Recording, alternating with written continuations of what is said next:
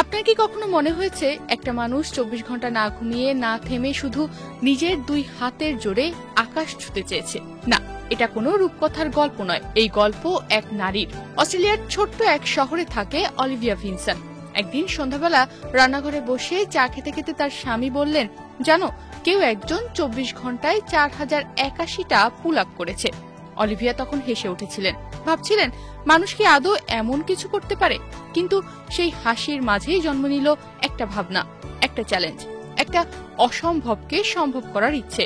তখন তিনি শুধু নিজের জন্য একটু শরীর চর্চা করতেন, কিন্তু এবার তিনি চেয়েছিলেন নিজেকেই চমকে দিতে। সেই রাতেই ল্যাপটপ খুলে আগের রেকর্ড খুঁজে দেখলেন তিনি। নামটা চোখে পড়ল পাওলা গোরলো, পোল্যান্ডের এক নারী। 2021 সালে করেছিলেন সেই কীর্তি। হিসাব মিলিয়ে দেখলেন, যদি পাওলোর রেকর্ড ভাঙতে হয়, দিনে গড়ে প্রতি ঘন্টায় কমপক্ষে 170টা পুল আপ করতে হবে তাকে। ভাবলেন, আমি কি পারবো? তবুও তিনি থামলেন না।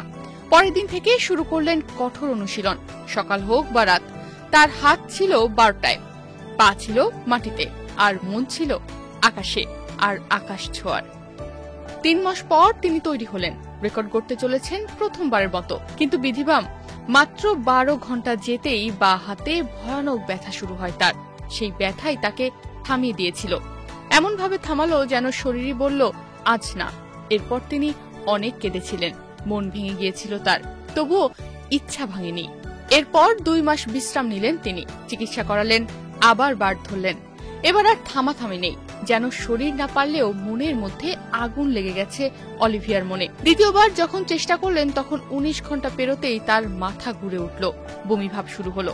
চারপাশে সবাই উদ্বিগ্ন হয়ে উঠল, কিন্তু অলিভিয়া যেন অন্য কোনো এক জগতে চলে গিয়েছিলেন।